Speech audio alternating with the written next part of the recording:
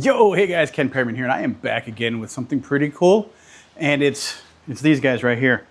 You know what they are, right? They go to that guy right there. So what we're going to do is we're going to get, with these spacers, we're going to pump these tires out.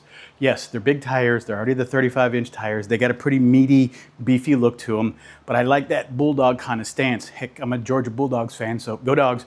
But that's not why. I've always been that kind of that wider stance looking feature of the wheels. So while still trying to remain pretty stockish, I'm going to go ahead and put those guys on and scooch the wheels out. And they will scooch out, comparatively speaking, about yay wide. That's 2 inches. That yay wide is 2 inches. Yeah, it's a technical measurement. So you get in the box, let me flip these over. You get 4 of these, obviously, because you have 4 wheels on your vehicle. What you will do is you will got to make sure one thing very surely is these are machined. These will fit on your hubs. Follow the instructions that come in the box. You'll have to make sure that these fit fully and seated against the surface so that if you get it slightly cocked, it will bind itself. And then when you lock it in and tighten it down, it's going to feel like it's there. And then you're going to have this kind of wiggle shimmy.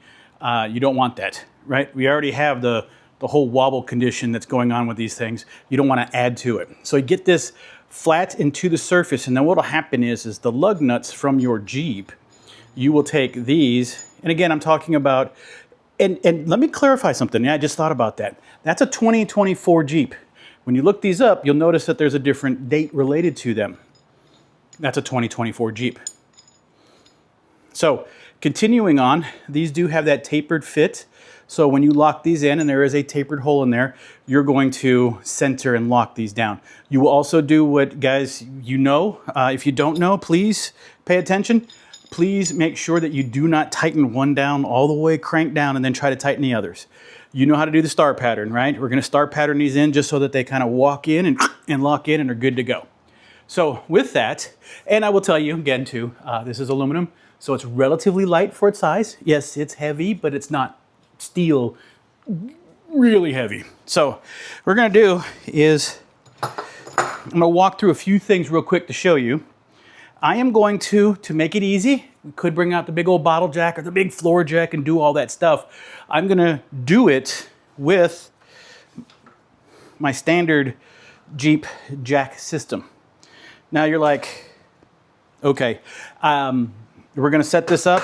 You know, we'll make sure we take safety into consideration on every aspect that we do this in. But and you're like, hey Ken, what's this? Well, because I've got the 35-inch tire package.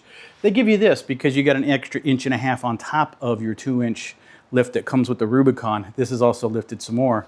So you need this guy to be able to get up underneath and into the locations that you need to push your vehicle up. So I'm going to make every attempt to get this up in the air, the Jeep. And yeah, get to removing the wheels. I will tell you this, I've already removed my spare tire, which is exactly the same size as these guys right here, off the rear. As heavy. It took me every bit of ounce of strength, to some extent, of course, to get it back onto, and without damaging things, to get it over the rear view camera and lock it in. So my story point is these tires are really heavy. Duh. They're giant pieces of rubber with some metal and aluminum and bits of steel in it. They're going to be heavy. I'm just saying, they're heavy. So don't crank this thing up, 30 feet in the air. No one will go that high, but you know what I mean. Get it just so the wheel's just clear so that you can scooch this off. Because when you put it back on, you're going to have to lift it up to get it on there, right? So minimize the amount of distance. And I would like to even say that have it just a little smidge so that if you get in there, you can use a prying tool, maybe even your crowbar, pick up the tire, slide it on. Bob's your uncle. And if he's not, then well, that's your fault. So while I'm not your safety instructor, guys, please understand, everything you see, you do as the best you can in your own world of doing this and keep safety at its highest, okay? So what we're gonna do is, you may not see certain things in here and it may not be in the camera, just understand, be safe, we're gonna do it this way. So additionally, there are these cranking tools that come with your Jeep. I have and I don't need this socket, but I have a torque wrench set to about 85 foot-pounds. That's about the minimum that you want to do on those. I also have a socket that will fit this guy right here because, unfortunately, this is 22. My lug nuts on my Jeep are 22. The lug nuts for this right here that'll lock the wheel spacers in is 19 millimeters. And also as well, get you some Loctite, get you some whatever company thing that you want to do, but you want to get some thread lockers so that you can lock it into place. I don't know if you know this, we'll show it, we'll walk through it, but you'll basically, on these threads here, actually not on these threads, these are your lugs. So on your lug nut threads, when you screw these down into the studs that are coming through this hole from your vehicle, you're gonna run a little bit of Loctite over the top of it, just a line of it.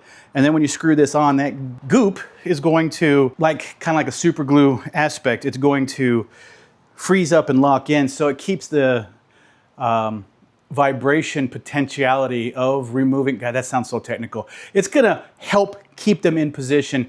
The friction's gonna hold them in position, but we all know that sometimes vibration walks things off and it lets them walk back a little bit. This is just to help keep it there, okay? But I will stress, only put these on these guys here that are locking to the hub. Do not put this on your actual lug nuts that you're going to be putting that are on these shafts here, that will be eventually on these shafts. Do not Loctite this. Do not lock this up with anything. You will do the friction thing on this one. Got it? All right. I've said a lot. Let's get started. All right, let's start with the back tire since you guys can see this and it's out there. Let's find out where we want to lift this, huh? So put that right there. Get this located someplace away from your tires, but where we can do this. I know what I need. Need this to save some knees there, guys.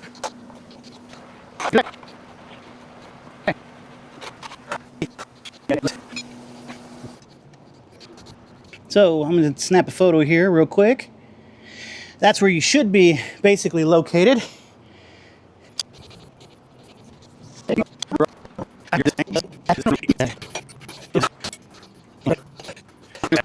Let me make sure you guys can even see what I'm doing. Yes, you can. Cool.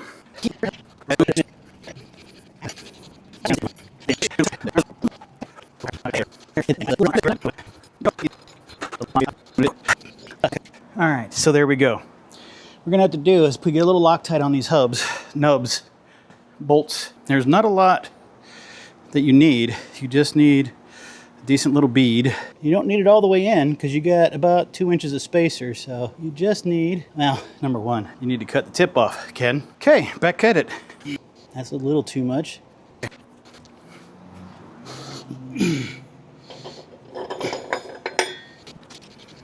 Again, finger tight, a little bit of a star pattern. Not super important in this aspect, but yeah, I mean, there we go.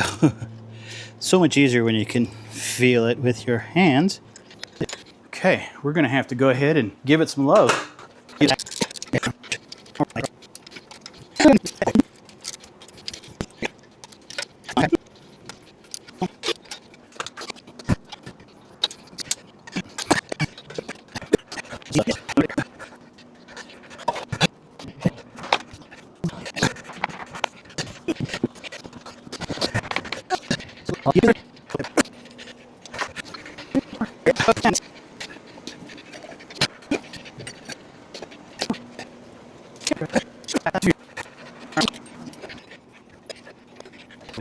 Wow. All right. One. Ha ha ha ha.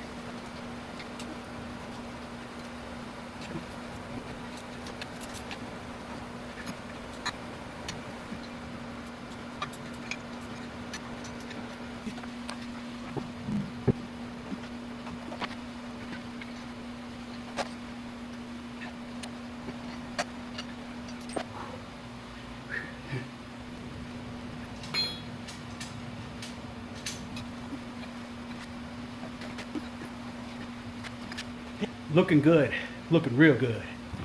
All right, guys, there they are. Put a couple photos up here and whatnot, but yeah, I mean, first tire took a little bit of time, took a little finesse. But as you all know, the first time you do something, it's always the longest, and then everything else just kind of rolls. Relatively quick, I would say, yeah, I mean, probably an hour. And again, I had a camera, I was moving a few things around, taking a few extra breaks, drinking a little coffee. But yeah, I would say a good hour and some change max to really knock those out. They went on really easy, really simply. You just keep focused that you don't kind of canter it slightly because it'll give you a little wobble. I've already been out driving it. I don't know, you probably can't hear it's ticking because I just took it out for a quick little drive, and it's from the inside of the Jeep, you don't notice anything really at all. Seems to run just fine. But as you can see with the photos, it is sticking out. Yeah, clearly 2 inches as an example. You can't see it so well from this angle, but this lip was added on to cover over the extendedness of the 35-inch wheels. That's the one thing about the 35-inch package, is because certain states have certain rules related to how you can have exposed wheels. They put that on just to cover everybody, the gamut, right? So they can sell them across the United States. So if you look down the line here, both my tires are sticking outside of that. In fact, I might just go to the point of, one of these days we might do a fender change, but I might just take those off. They kind of give a little unique look to the Jeep, but yeah, that's it. Again, looking from this angle, love these tires. I'm trying to keep it relatively stockish looking. No, I'm not that guy that's gonna try and look stock and call it a sleeper, but just it looks good. Maybe one of these days, who knows, I'll switch to some other stuff or whatever, but right now, I really like the appearance of these wheels and tires with the spacers in them. So let's give this thing a good little wash, make it look good for our travels. And yeah, I don't know what to say. It's pretty cool. So guys, I hope this was helpful for you. I do appreciate your time, and I'm out.